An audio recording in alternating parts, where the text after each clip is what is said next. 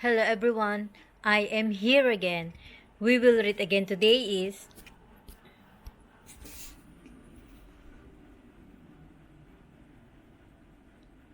My Daily Gospel. I will read is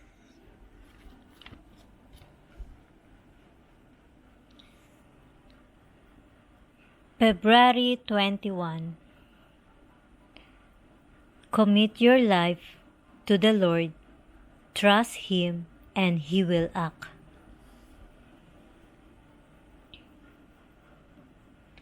Mark 9:30-37. Jesus and His disciples made their way through Galilee, and He did not want anyone to know, because He was instructing His disciples.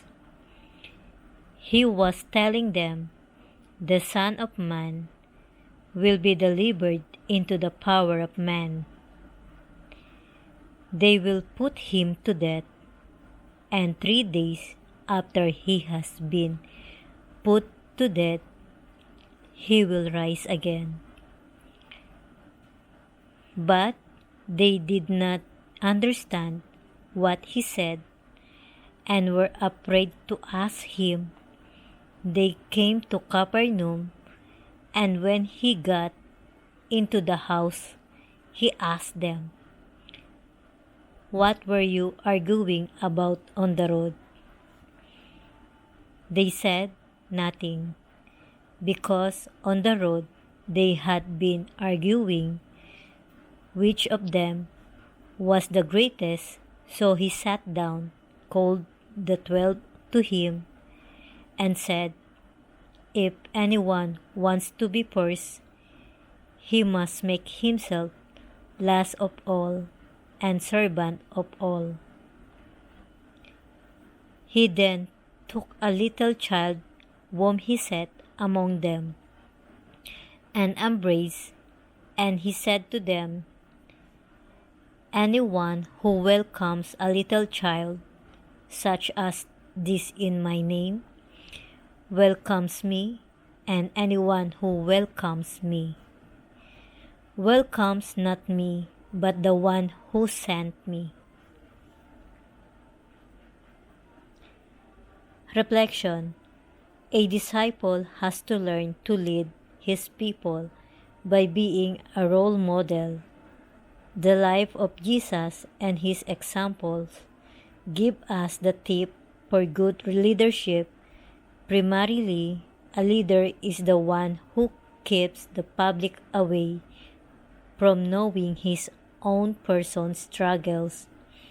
Jesus took His disciples away from the crowd, since He was teaching them about His final moments of agony. The crowd thereby is prevented from knowing His difficulties. Secondly, a leader is the one who has the capacity to read the mind of his people. The disciples presented themselves docile in front of Jesus, but they were actually involved in political discussion, arguing who among them was the greatest. Jesus invades their private discussion and discovers their hidden agenda and enlightens them with a new vision. Thirdly, true leadership consists in servant leadership, a philosophy of self-abnegation. Finally, a leader is one who possesses childlike purity and innocence. Through such leadership, we recognize our dependence on the power of God.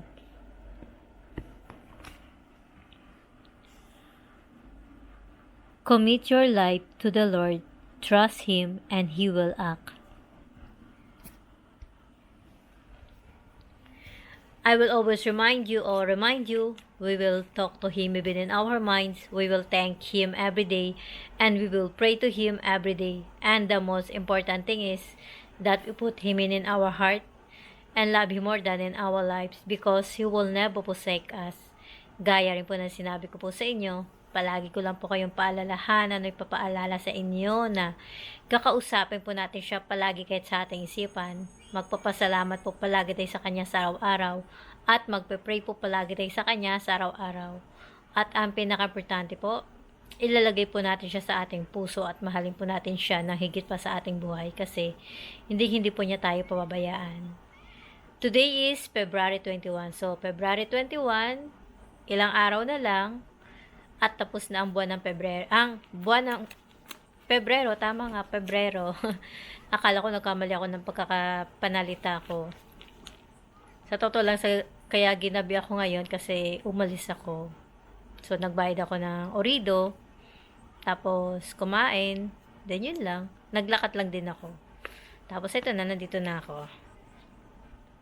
So, ang binasa ko po sa araw na ito ay, commit your life to the Lord, trust Him, and He will act. Kumbaga sa Tagalog, ialay ang iyong buhay sa Panginoon. Magtiwala ka sa Kanya at kikilos siya. Kung matatag at walang pag-aalinlangan ang ating pananampalataya, pag-iibayuhin ng Panginoon ang ating kakayahang maiangat ang ating sarili sa mga hamon sa buhay. Si Jesus ang ating gabay at Kanyang ipababatid sa atin. Kapag pinakinggan natin ang Kanyang tinig, dagli niya itong ihahayag sa atin. Magtiwala sa Diyos nang walang pag-aalinlangan at Kanya tayong tutulungan. Alam niyo po guys, sa totoo lang, noon pa man alam ko na binigyan niya ng purpose ang buhay ko. So, lahat ng mga pagsubok na dumating sa buhay ko ay nalampasan ko. At kaya nandito ako ngayon sa aking kinatatayuan ngayon ay dahil sa Kanya. Kasi alam ko, habang dumadaan yung pagsubok sa ating buhay ay nakagabay lang po siya. Kasi tinitingnan niya kung gaano tayo kalakas, katatag, at basta yung malakas yung loob natin na hinarap yung ating problema. So, yun po guys, kaya palagi ko lang po kayong paalalahanan. I will always remind you. We will talk to Him even in our minds. We will thank Him every day. And we will pray to Him every day.